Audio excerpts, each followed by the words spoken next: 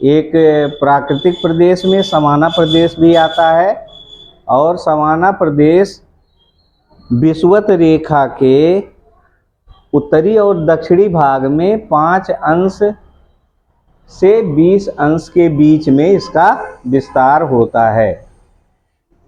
हमने आपको ये चित्र में दिखाया है कि दक्षिणी अमेरिका में ये जो आपका ये छायांकित भाग है, ये आपके समाना प्रदेश हैं। दक्षिणी अमेरिका में ब्राज़ील के पठार और ओरोनिको बेसिन, इसी तरह से दक्षिण अफ्रीका में एक चौड़ी पट्टी के रूप में ये पाया जाता है। कौन सा प्रदेश? समाना प्रदेश। क्योंकि सबसे अधिक विस्तार दक्षिण अफ्रीका में ही है, इसलिए, और दक्षिण अफ्रीका में सूडान में सबसे ज़्यादा विस्तार है, इसलिए सूडान तुल्य प्रदेश भी समाना प्रदेश को कहते हैं। ऑस्ट्रेलिया के उत्तरी भाग में भी इसके कुछ भाग पाए जाते हैं समाना प्रदेश के। अब हम आते हैं कि इनका जलवायु कैसा है। तो ग्रीष्म काल के एक छोटी अवधि में बहुत कम समय के लिए वर्षा होती है, और बाकी महीनों में यहाँ का मौसम एकदम शुष्क रहता है, गर्मी अधिक रहती है। तो चूँकि यहाँ गर्मी अधिक होती है और बारिश भी कम होता है, तो वहाँ की वनस्पतियाँ, जहाँ बारिश अधिक होती है वहाँ की वनस्पतियों से और यहाँ की वनस्पतियों में अंतर होगा बच्चों। तो वनस्पति क्या होता है, इसमें 3 मीटर तक की लंबी लंबी घासें होती हैं इन प्रदेशों में। समाना प्रदेश में इसमें एक मुख्य घास है जो हाथी घास कहलाती है, और 3 मीटर लंबी ये लंबी लंबी घासें होती हैं।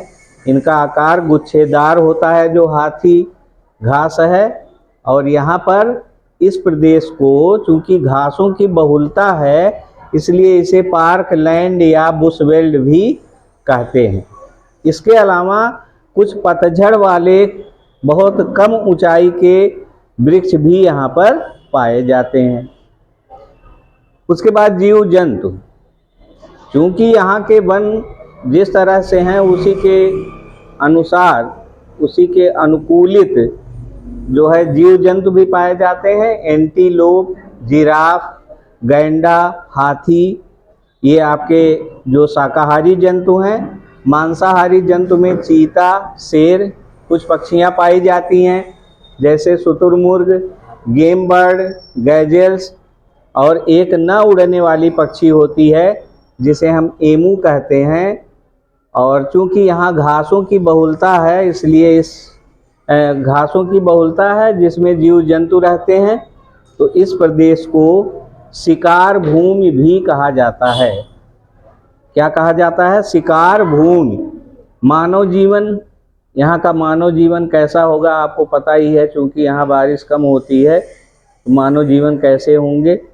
मसाई जनजातियाँ यहाँ पाई जाती हैं जो पशुपालन का काम करती हैं, और उन पशुओं से वो अपना दैनिक जीवन का जो है दूध, मक्खन, दही आदि बेच करके अपने दैनिक जीवन का भरण पोषण हेतु वो कमाते हैं। हौसा जनजातियों में भी हौसा जनजाति पाई जाती हैं इन क्षेत्रों में। ये जो आपका क्षेत्र है, जो समाना प्रदेश के क्षेत्र हैं जो छायांकित हैं, इन प्रदेशों में हौसा जो जनजाति हैं वो कृषि का भी कार्य करती हैं। तो बच्चों, ये आपका जो है समाना प्रदेश के बारे में पूरा कंप्लीट था। आप इसे देख लीजिए और इसे पुस्तक में भी पढ़ लीजिए। ये आपका पूरा चित्र हमने बना दिया है। Thank you.